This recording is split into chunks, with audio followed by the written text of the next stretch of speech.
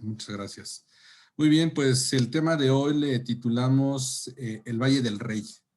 Y la realidad es de que este título viene un poquito a referencia y muy enfocado sobre sucesos que están basados obviamente en la palabra de Dios, en la Biblia, y creo que será una clase diferente, pero creemos que es algo que Dios está en el corazón del Señor, que podamos por lo menos cerrar este tiempo que Dios nos ha permitido en este año de compartir con ustedes y todos juntos de esta forma, ¿no? Haciendo un poquito de historia, bueno, antes de empezar, yo les preguntaría, como solemos hacerlo, ¿qué estarían ustedes dispuestos a dar a cambio por rescatar a alguien que aman? ¿Cuál sería el precio dispuestos a pagar porque alguien que ustedes aman recupere la libertad, que pudiera estar de vuelta? La verdad que eh, sentir la partida, la ausencia de alguien no es lo mismo cuando sabemos que está en cautiverio, cuando está en contra de su voluntad o cuando es prisionero, ¿no? Pasar por una situación de prisión, una situación así que ha de ser muy difícil, nosotros no la hemos vivido, gracias a Dios, pero que seguramente ha de ser una situación muy difícil. Yo creo que cuando nosotros amamos a alguien, lo último que queremos es que sea presa de algo que le limite, que le ponga en cautiverio o que de cierta forma le aleje del bienestar, ¿no? O de la voluntad de Dios. Entonces, yo quisiera que pensáramos qué estaríamos dispuestos a dar o a hacer con tal de lograr la libertad de alguien que amamos, ¿no? Y, ¿Y por qué hago esta pregunta? Porque les quiero platicar un poquito sobre la historia de Abraham y Lot, la relación que existía entre Abraham y Lot. Como seguramente muchos de ustedes saben, en la Biblia, eh, la palabra describe a Abraham como un hombre de gran fe, de hecho le llamamos así el padre de la fe, porque realmente es un hombre en el cual Dios encuentra en la fe de Abraham el potencial para detonar su plan de salvación de la humanidad. Después de que la humanidad es extraviada y perdida y digamos secuestrada como tal por causa de la caída de Adán, Dios encuentra en Abraham un hombre con el gran potencial en su fe para llevar a cabo una antesala del plan de salvación que Dios diseña para nosotros, para cada uno de nosotros, para su creación, para sus hijos, para todos aquellos que estamos en cautiverios en algún momento de nuestra vida, no necesariamente un cautiverio físico, puede ser un cautiverio emocional, un cautiverio en nuestras finanzas, un cautiverio espiritual, o un cautiverio a lo mejor en nuestra salud. Dios diseña un plan de salvación, pero como es Dios y como Dios lo ha mostrado, eh, Dios tiene las señales correctas y deja esas pequeñas migajas de pan para que encontremos el trazo a lo largo de la historia y a lo largo de nuestra vida, y lo único que necesitamos es tener el entendimiento y la intención y las ganas de poderlas descubrir para entenderlas. Abraham y Lot tenían una relación muy estrecha, porque aunque Abraham había recibido la promesa o bueno, más tarde recibiría la promesa de ser el padre de multitudes y ser prácticamente el tronco de un árbol genealógico incontable que sería la humanidad y la humanidad que caminaría en la salvación, pues él no tenía hijos.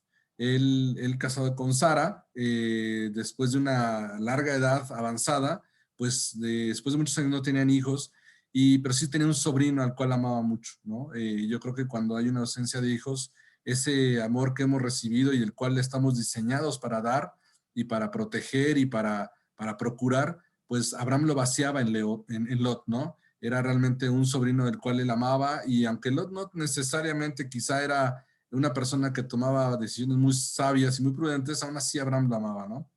Pues resulta que en la palabra en Génesis 14 nos explica que hay una contienda entre dos grupos de reyes, dos reyes de esa época, dos grupos de reyes que están disputando y que están peleando por poder, por territorio, por muchas razones. Reyes que tienen creencias totalmente diferentes a las que Abraham tenía. Y en una de esas disputas, Lot es capturado por el grupo de reyes rivales a los cuales Lot le resultaba un botín muy atractivo por dos razones. Porque Lot tenía una cercanía con el rey de Sodoma, Lot tenía favor delante del rey de Sodoma, una nación que hemos escuchado muchas veces que no necesariamente caminaba conforme a las leyes y a los principios y al gusto de la mirada de Dios. Y además, pues sabían que Lot era sobrino de un hombre que tenía cierto poder, ¿no?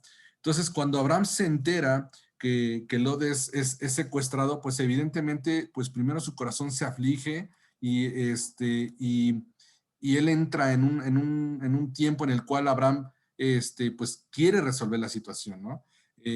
Como les decía, Lot es víctima de esta disputa entre estos dos reyes y se convierte en un botín de guerra.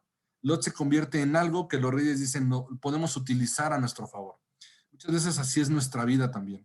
Nosotros a lo mejor no tomamos las decisiones más prudentes o quizá creemos que son decisiones correctas en ese momento, pero no son las más sabias y sin darnos cuenta nos convertimos en un botín de guerra. Nos convertimos en algo preciado delante de los ojos de Dios, preciado delante de las personas que amamos, pero que somos parte de un cautiverio, que somos utilizados para poder manipular o para lastimar a aquellos que están cerca de nosotros y a aquellos que nos aman.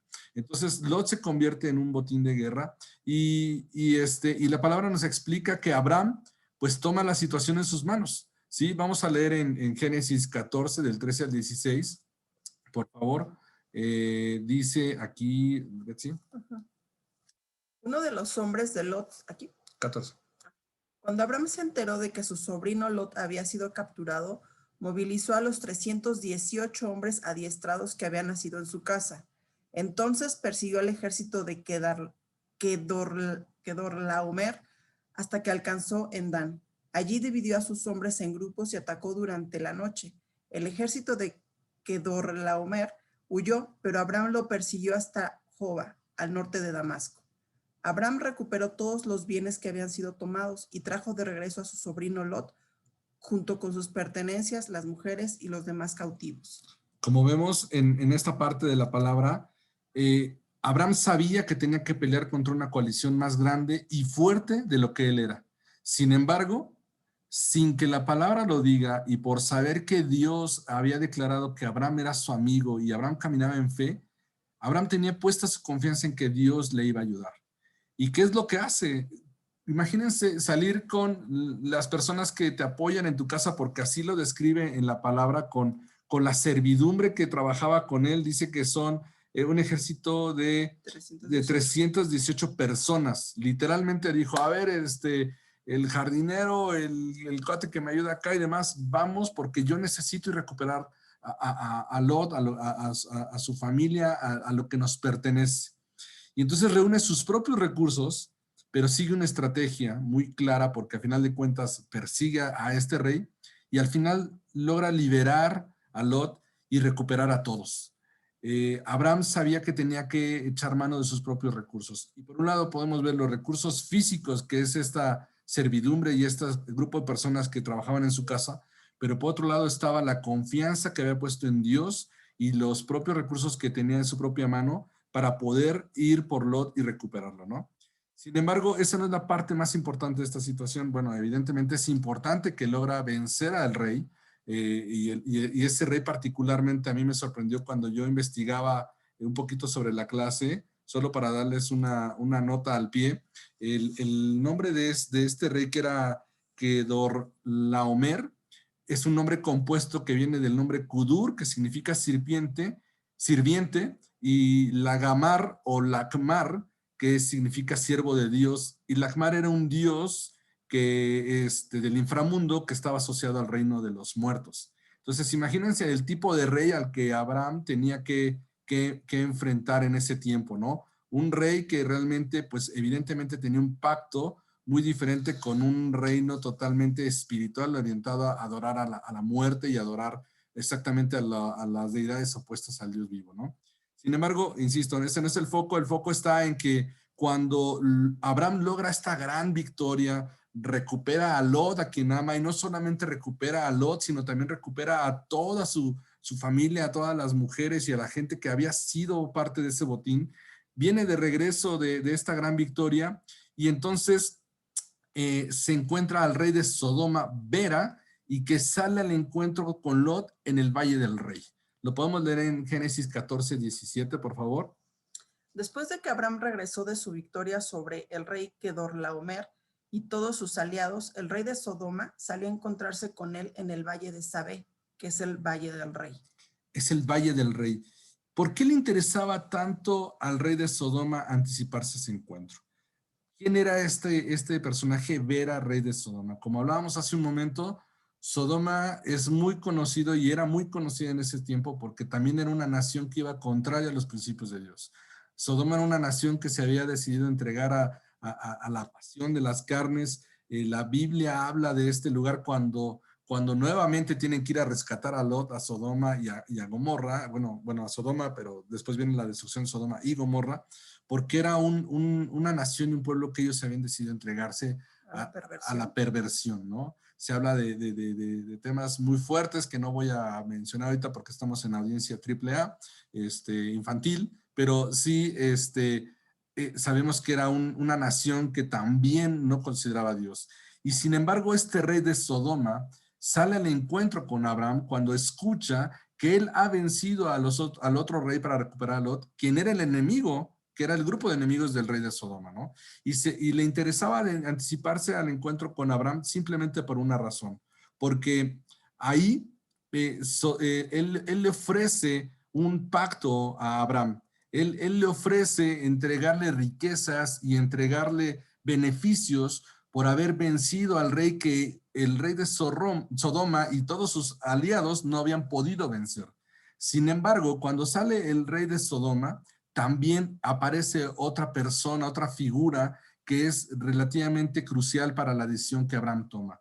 Y esa figura es Melquisedec, ¿sí?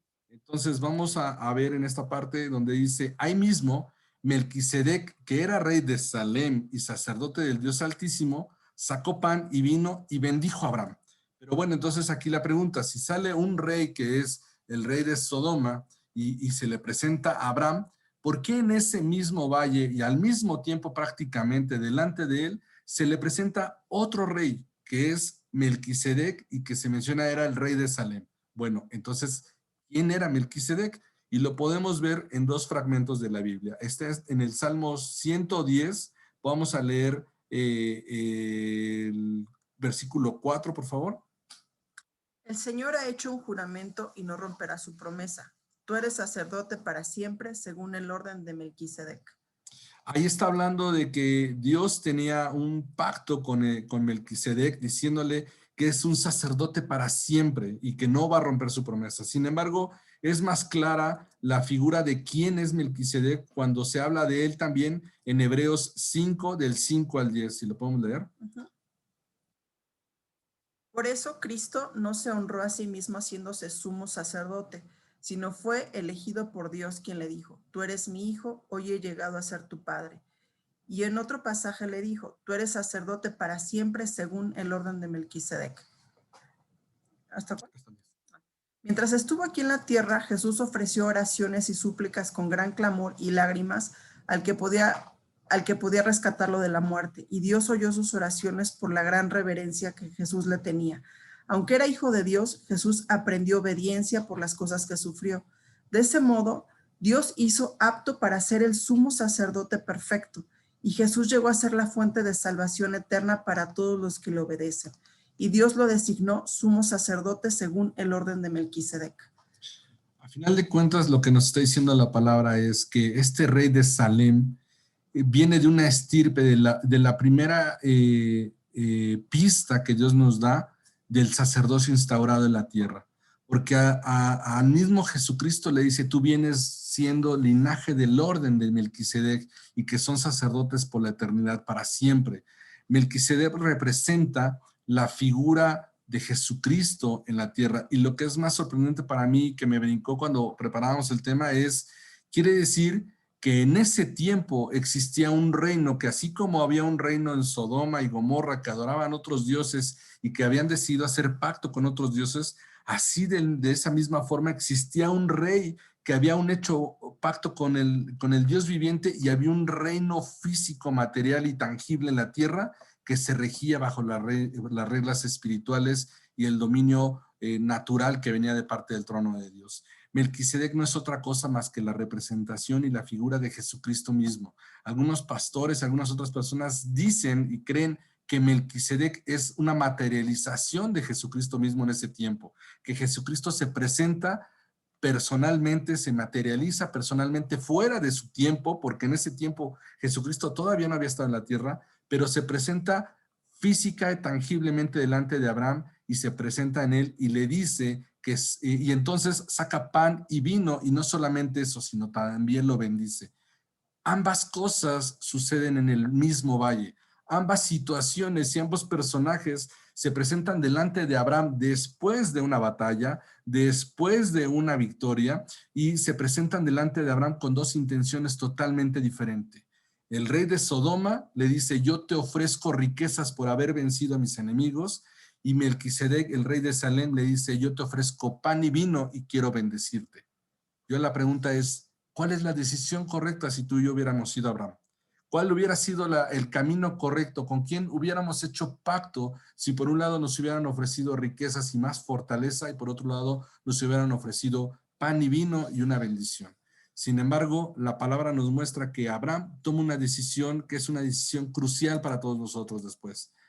¿Por qué? Porque Melquisedec le dice a Abraham: Abraham, que te bendiga el Dios Altísimo, creador del cielo y de la tierra. El Dios Altísimo merece todas las alabanzas, pues te dio la victoria sobre tus enemigos. A final de cuentas, Abraham lo que hace es tomar el camino de la bendición de Melquisedec, porque podemos ver que más adelante Melquisedec le bendice, y entonces es cuando el rey de Sodoma le dice: devuélveme a mi pueblo, cual fue capturado, pero puedes quedarte con todos los bienes que recuperaste. Y sin embargo, Abraham le responde al rey de Sodoma: juro solemnemente ante el Señor Dios Altísimo, creador de los cielos y la tierra, que no tomaré nada de lo que a ti te pertenece, ni un simple hilo, ni la correa de una sandalia. De otro modo no podrás decir que yo fui enriquecido a Abraham por causa de haber recibido. No podrás decir que yo, rey de Sodoma, enriquecí a Abraham. Y dice en el 24: aceptaré solamente lo que mis jóvenes guerreros ya han comido, y pido que tú entregues una porción justa de los bienes a mis aliados. Abraham establece un pacto con Melquisedec. Abraham supo establecer el pacto correcto de la salvación y la libertad con el sacerdote, que no le entregaba esas posibles riquezas, sino que le entregaba un pacto a través del pan y a través del vino, un pacto de salvación y de libertad. ¿Qué tiene todo esto que ver con el tema de la clase? Pues bueno, regresando al Valle del Rey, ¿qué es ese Valle del Rey? ¿O cuál es ese Valle del Rey? Pues resulta que actualmente este Valle del Rey es conocido como Valles de Cedrón, y es el valle que está situado en Israel, justamente entre Jerusalén y el Monte de los Olivos. Y lo más sorprendente es de que esta situación que nosotros describimos sobre Abraham, y no se vuelve a mencionar a Melquisedec, sino hasta Salmos, cuando se está hablando de la figura de Jesucristo, y más adelante cuando se establece la figura del sacerdocio eterno y universal, fundamentado en la imagen de Jesucristo y la estirpe de Melquisedec, podemos ver que esta escena se vuelve a repetir. Y vamos a decir: ¿cómo es que se vuelve a repetir si no se vuelve a mencionar a Melquisedec? Si Melquisedec no hay registros históricos ni siquiera de que haya existido como tal, todavía hay conjeturas. Pues efectivamente esa escena se vuelve a repetir. ¿En qué momento se vuelve a repetir esa escena? Cuando cuando vemos que este valle de Cedrón es el mismo valle que Jesucristo cruzó del Monte de los Olivos a la Ciudad Santa antes de entregarse por nosotros. Lo que estamos tratando de transmitirles con esta remembranza y con este paralelismo es que así como Abraham encontró gracia delante de Dios por su fe, encontró gracia delante de Dios y Dios le entregó a sus enemigos y recuperó lo que amaba, y así como Melquisedec o Jesús en la imagen de Melquisedec entregó un pacto representado en el pan y el vino, cientos de años después, Jesús mismo toma su misma posición como sumo sacerdote, siendo él mismo el pan y el vino, y en el mismo lugar que es el Valle del Rey, Él decide entregarse por la humanidad. Es justamente el lugar que tenía que cruzar después, cuando él entra a la ciudad santa unos días antes de entregarse la cruz, él cruza este valle. Y este mismo valle también lo tiene que cruzar él cuando después de haber celebrado la cena del Señor, él es aprendido y es llevado delante del Sanedrín y cruzan este mismo valle. Es el mismo valle que Jesús había estado presente cientos de años antes, estableciendo un pacto con Abraham. Este valle pareciera a lo mejor solamente un paso de ruta, pudiera parecer un lugar circunstancial. Sin embargo, a final de cuentas, el Valle del Rey lo dice en Mateos 26, del 26 al 29. Vamos a leerlo. Mientras comían, Jesús tomó un poco de pan y lo bendijo. Luego lo partió en trozos, lo dio a sus discípulos y dijo, tómenlo y cómanlo, porque esto es mi cuerpo. Y tomó en sus manos una copa de vino y dio gracias a Dios por ella. Se la dio a ellos y dijo, cada uno de ustedes beba de la copa, porque esto es mi sangre, la cual confirma el pacto entre Dios y su pueblo. Es derramada como sacrificio para perdonar los pecados de muchos. Acuérdense de lo que les digo, no volveré a beber vino hasta el día en que lo beba nuevo con ustedes en el reino de mi Padre. Muchas gracias. A mí algo que realmente me puede impactar es como cientos de años antes, cuando Melquisedec o Jesús en la figura de Melquisedec entrega no solamente la victoria a Abraham, sino cierra un pacto con Abraham por causa de la fe a través del pan y el vino. Pero lo más importante es que a lo mejor en ese momento nosotros no podemos entender la importancia del pan y el vino porque parecieran simplemente dos elementos, parecieran los elementos solamente para cerrar una alianza. Sin embargo, años más adelante, cuando Jesús le da el significado a sus apóstoles, le da el significado a su pueblo, a nosotros que somos su nación, de que Él mismo es el pan y el vino, de que ese pan representa su cuerpo y de que ese vino representa la sangre que iba a ser derramada.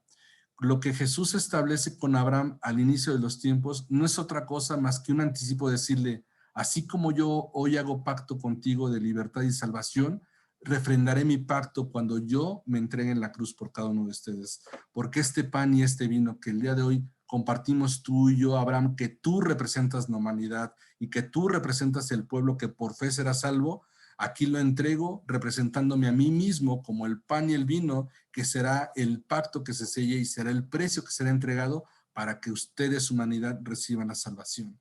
El Valle del Rey no es otra cosa más que ese momento en el cual nosotros vamos cruzando y Dios sale a nuestro paso. Dios se encuentra en nuestra vida.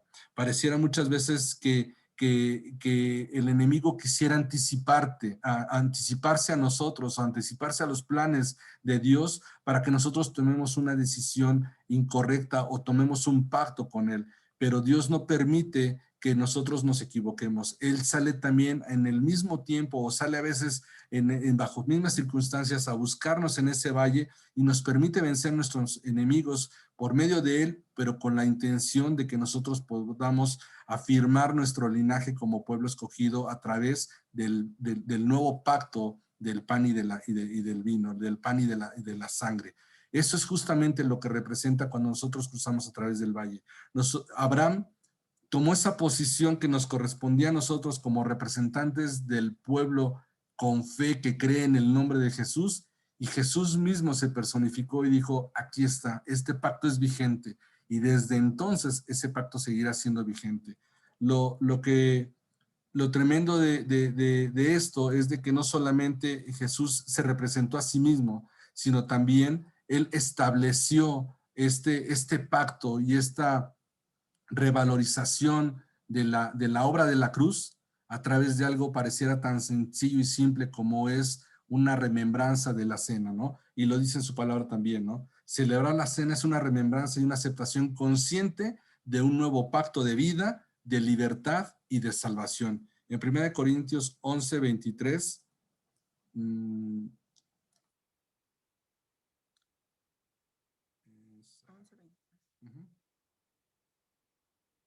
11:20.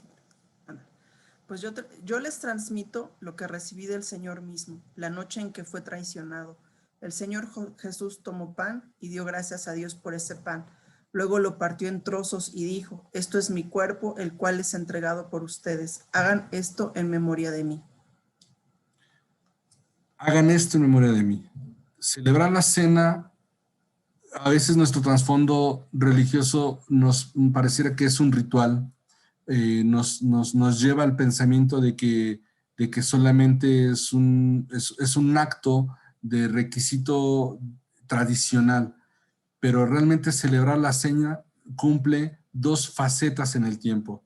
Lo que Jesús estableció en el pasado, lo que Jesús estableció en el momento de cerrar ese precio de libertad, pero lo más importante, lo que sucede en nuestro presente y en nuestro futuro, porque dice, hagan esto en memoria de mí, no solamente de mí como persona, sino de mí como el precio que fue necesario pagar para este nuevo pacto de vida, de libertad y de salvación. Qué poderoso es que cuando Jesús entrega la victoria a Abraham y recupera a Lot y recupera a todo lo que le pertenecía, Jesús no le pide parte de ese botín, como lo hace el rey de Sodoma. Jesús no le dice, dame a mí algo porque yo te entregué a tus enemigos. Es al revés. Jesús dice, como tú fuiste confiando en mí y como tú fuiste creyendo en mi palabra y en que yo te daría la victoria, yo establezco un pacto eterno de vida, libertad y salvación. Después después Abraham responde entregando el 10% del botín que había recuperado. Es el primer diezmo del cual se tiene registro en la palabra históricamente. ¿Por qué? Porque Abraham no tenía nada más que dar.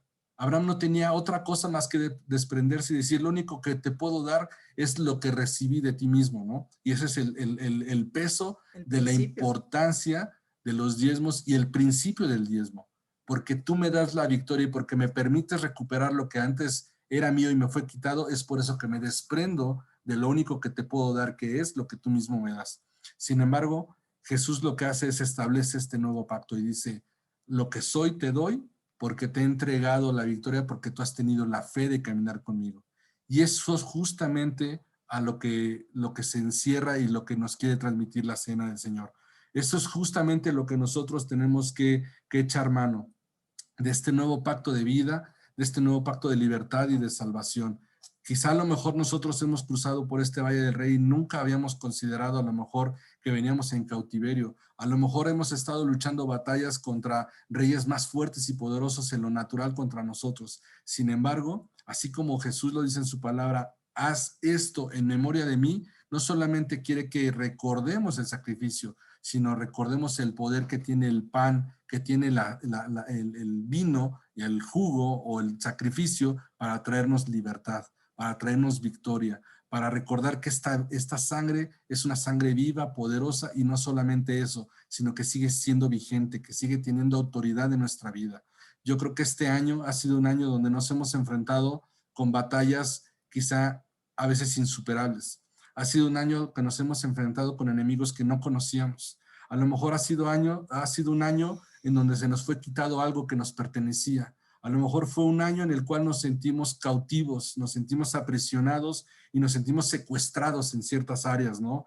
Puede ser en lo natural, en lo emocional, en lo económico o en lo físico. Sin embargo, hoy Jesús viene y nos dice, si tú crees y si tú haces remembranza de mí, apoderándote de lo que significa el pan y la sangre, entonces ese poder viene sobre ti, esa libertad te pertenece, esa autoridad que yo gané en la cruz entregándome a mí mismo, también viene y cae sobre ti y sobre tu casa.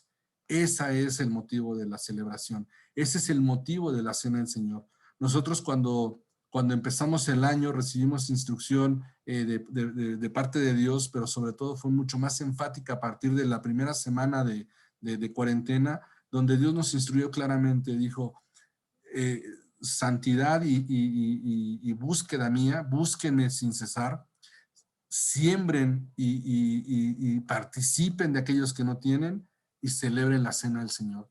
Y es algo que nosotros como familia hemos observado, hemos cuidado, quizá hemos fallado 1 o 2 días, quizá en todo este tiempo que se nos va el domingo, que lo hacemos el lunes, pero todos los domingos en familia, así como están mis hijos y nosotros presentes, celebramos y venimos delante de Dios, no como un ritual, no como un requisito, no como un estigma o como un fetiche de protección, sino creyendo realmente que en este pacto hay vida, que hay salvación, hay libertad, hay protección, hay victoria. Algo que tremendo a mí me sorprende en la palabra de Dios, y lo dice también en Corintios 11, dice que, no sé si es en Corintios o es en Mateo, perdón, creo que es en Mateo, donde dice que él no va a probar, dice, ¿cuál es lo que les digo? No volveré a beber vino hasta el día en que lo beba de nuevo con ustedes en el reino de mi Padre. ¿Qué quiere decir esto? Que el Señor está ayunando por nosotros. Él se encuentra en un ayuno intercediendo por nosotros. Él, a pesar de que ya hizo la obra y ya pagó el precio, desde el momento, desde el día 1 que él regresó al Padre, él está omitiendo el celebrar una cena porque se está guardando hasta que nosotros estemos en su presencia. Imagínense el poder que desata el hecho de que Jesús, Dios mismo, esté intercediendo por nosotros, no solamente con súplica y oración, sino también omitiendo él mismo celebrar algo al cual tiene derecho porque él ya triunfó a favor nuestro. El pan y el vino no es solamente lo que simbolizan como elementos, sino es el peso y autoridad que tienen cuando nosotros reconocemos que lo hacemos en memoria de la victoria. Y lo más importante, cuando lo hacemos recordando que Él va a volver. Amén. Y que Él volverá en victoria y que Él volverá en autoridad y regresará por esos que creyeron, por aquellos que como Abraham dijeron, en tus manos pongo mi confianza, porque en tus manos yo sé que conseguiré la victoria contra los enemigos que en lo natural yo no puedo vencer. ¿Cómo se llaman esos enemigos? ¿Cómo se llaman esos reyes que a lo largo de este año se pusieron delante de nosotros? Quizás son reyes que tienen pactos con otros dioses. Quizás son reyes que adoran a otros reinados que se mueven libremente en este tiempo. Muerte, enfermedad, tragedia, miseria, desfalco, engaño. Sin embargo, nosotros tenemos pacto con el Dios vivo. Sin embargo, Jesús vino a nosotros para establecer un pacto que tiene poder, autoridad y que sigue siendo vigente. Y lo más importante, que cuando nosotros lo establecemos y lo hacemos en memoria, estamos proclamando su regreso. Estamos proclamando su victoria. Estamos proclamando que toda rodilla se doblará, porque cuando todo ojo le vea, entonces reconocerán que Dios y Jesús es real, está vivo y que Él viene por su iglesia. Es fundamental que nosotros podamos no solamente entender el peso que tiene celebrar la cena, sino que entendamos el poder que tiene de recibir el pan y el vino en cada uno de nosotros. Es por eso que decidimos, y bueno, realmente Dios puso en nuestro corazón cerrar este año con este mensaje. Y como activación, pues qué otra cosa más que celebrar la cena. Es por eso que les pedimos que en esta ocasión trajeran o tuvieran listo un pequeño vaso con un poco de jugo y pan, porque es una forma como nosotros podemos decirle, Señor, gracias porque este pacto me alcanza. Gracias porque somos parte de este linaje especial y escogido. Gracias porque así como con Abraham tú lo hiciste, entregaste a nuestros enemigos en nuestra mano en este año y estamos convencidos y seguros que lo seguirás haciendo. Gracias porque además de que lo hacemos en memoria de ti, lo hacemos también en memoria de que tú has de regresar por nosotros y proclamaremos tu victoria en medio de las naciones. Amén. Entonces, en este día yo les invito, la palabra también nos instruye y nos muestra que tenemos que recibir el pan y el vino con un corazón correcto, con una intención correcta. Entonces, antes de celebrar la cena, a mí me gustaría que oráramos para ponernos a cuentas delante de Dios.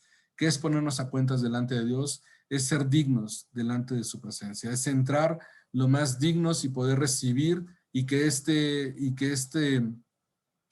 pacto y este acto no se vea ensuciado quizá a lo mejor por nuestros errores, porque a lo mejor hemos hecho lo incorrecto, hemos pensado lo incorrecto. Entonces, vamos a empezar orando de esa forma. ¿Tú me ayudas con esa oración? Sí. ¿Sí? Para ponernos todos a cuentas, para que esto sea grato delante de los ojos de Dios y después celebremos la cena, ¿no?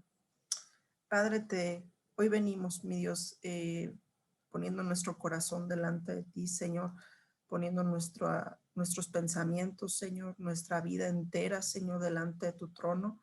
Hoy te pedimos, Señor, que nos limpies, Señor, que nos perdones, Señor, todo aquello, Dios, que hemos hecho y dicho, Señor, con una mala intención, Dios. O también perdónanos, Dios, todo pecado de omisión, Señor, cosas que a lo mejor hacemos, Señor, y no nos damos cuenta y están mal, Señor, y hemos lastimado tu corazón, Padre. Hoy te pedimos que nos perdones, Señor, que limpies nuestro corazón, Dios. Sabemos que Jesús ha dado nuestra vida, Señor, por todos nuestros pecados, Señor. Hoy queremos ser dignos, Señor, de celebrar la cena, Señor, tener un corazón correcto, Señor, con unas motivaciones correctas delante de tu trono, Padre. Te pedimos, Señor, que nos des la capacidad, Señor, de decir que no, Señor, al pecado, Señor, y escoger la bendición, Dios. Queremos caminar en tus caminos, queremos caminar en tu palabra, Padre. Hoy te pedimos que tu Santo Espíritu, Señor, redarguya, Señor, en lo más profundo de nuestro ser, Señor. Trae a memoria, Señor, todo aquello, Dios, que hemos hecho, Señor, incorrectamente, Señor, o que hemos actuado con dolo. Te pedimos hoy que nos perdones, Señor. Limpia nuestro corazón, Señor.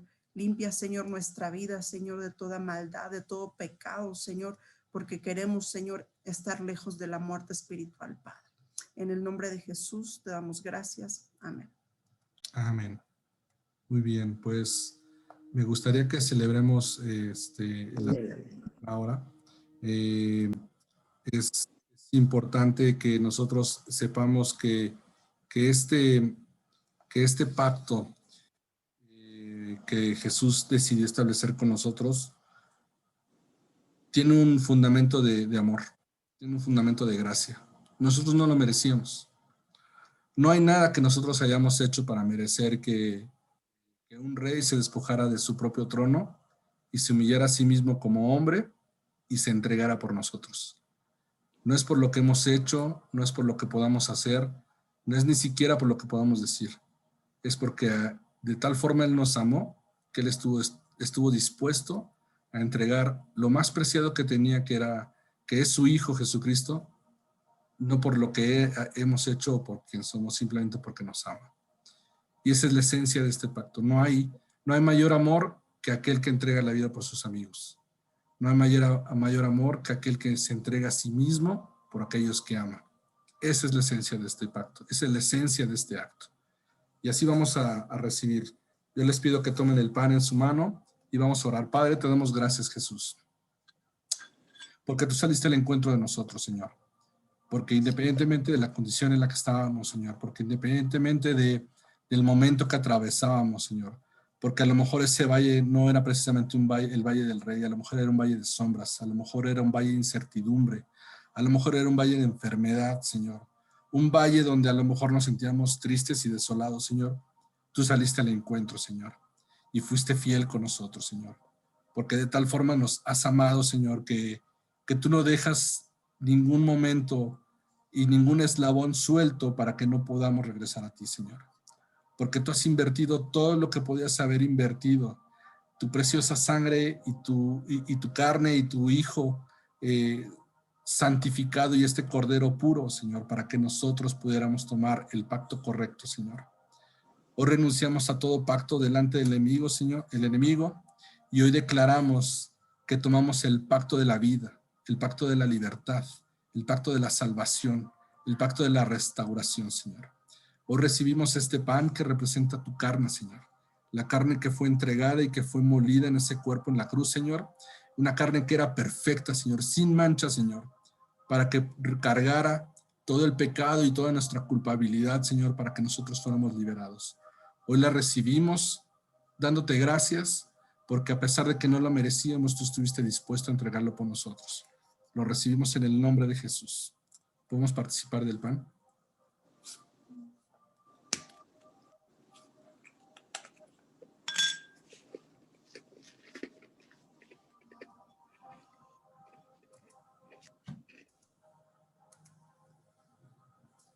Padre, también te damos gracias por la preciosa sangre que fue derramada en esta cruz, Señor. Porque tu palabra dice que hasta la última gota fue necesaria que saliera de tu cuerpo para que el acta de decretos fuera pagada, Señor. Un acta de decretos que tú no merecías, que sin embargo nosotros sí acarreábamos. Había un juicio sobre nosotros. Nuestra cabeza tenía un precio. y tú decidiste pagarlo por nosotros, Señor. Hoy levantamos este jugo que representa ese vino, que representa esa sangre que está viva, que tiene poder y que hoy, Señor, establecemos como el pacto eterno delante de ti, Señor, que nos cubre, Señor, que nos vivifica, Señor, que nos libra de toda espada del enemigo, Señor, que nos excluye de toda mortandad y que nos excluye de toda enfermedad, Señor. Esta sangre, Señor, que al día de hoy está viva, Señor, y que se mueve con poder, Señor, que a lo mejor nosotros no podemos verlo en nuestros ojos natural, pero tus enemigos saben identificar, Señor, y que no pueden tocar, que no pueden ir más allá, Señor, porque esta sangre, Señor, ganó autoridad, Señor. Al momento de tocar tierra y penetrar a lo más profundo de la tierra, esta sangre llegó hasta el arco del pacto, Señor, en donde tú, Señor, sellaste, Señor, nuestra salvación, Señor. Sellaste las promesas puestas sobre nosotros, Padre. Hoy recibimos esta sangre anunciando tu regreso, Jesús, anunciando tu victoria, Señor, anunciando que hemos de ver, Señor, cómo has de regresar por esta iglesia que te ama, que te anhela, que te busca, Señor, y que anhela fervientemente la manifestación, Señor, del reino de los cielos en esta tierra, Padre. Te damos gracias, Señor, la recibimos con humildemente, Señor, y declaramos que nos cubre, Señor, en todas las áreas de nuestra vida. En el nombre de Jesucristo. Amén. Podemos participar del jugo.